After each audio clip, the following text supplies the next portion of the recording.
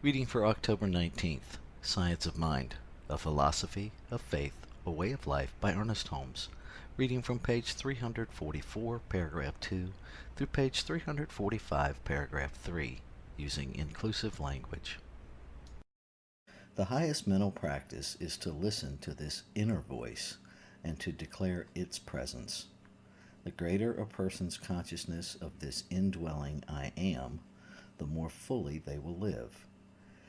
This will never lead to illusion, but will lead to reality.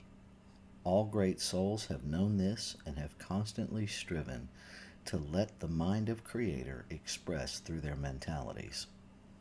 The Creator that dwelleth within me, it doeth the works.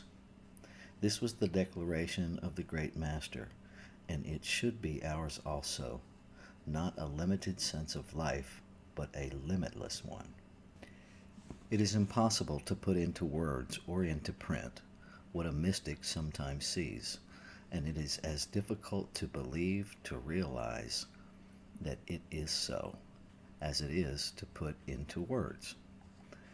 But there is a certain inner sense which, at times, sees reality in a flash which illuminates the whole being with a great flood of light.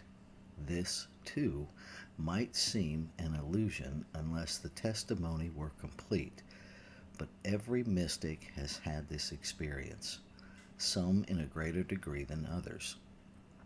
Jesus was the greatest of all the mystics, and, once at least, after a period of illumination, his face was so bright that his followers could not look upon it. All mystics have seen this cosmic light. This is why it is said they were illumined.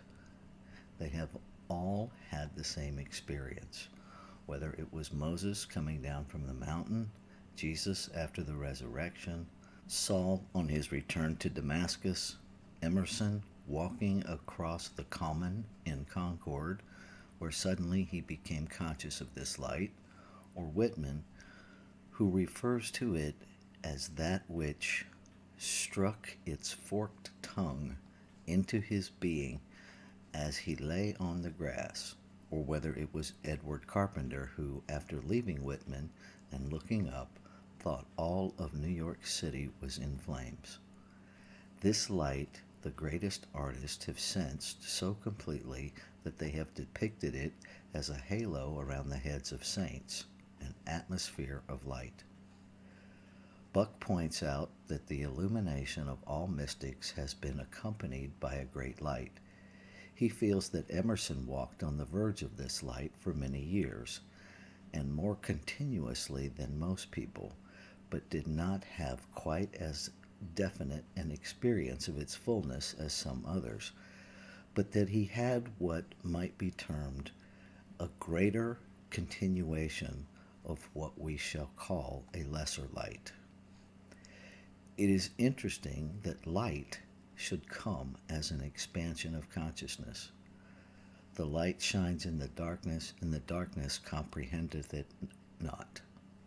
We all, in varying degrees, enter into this sense, into this illumination. All people have sensed that truth is light. If a spiritual treatment could be seen, and a spiritual treatment merely means the mind unifying with good, it would be seen as a pathway of light. The light is not created. It is not a psychological explosion. It is something which pre-exists. It is useless to try to visualize it or make it appear. This is not a trick of concentration. The kingdom of heaven cometh not by observation.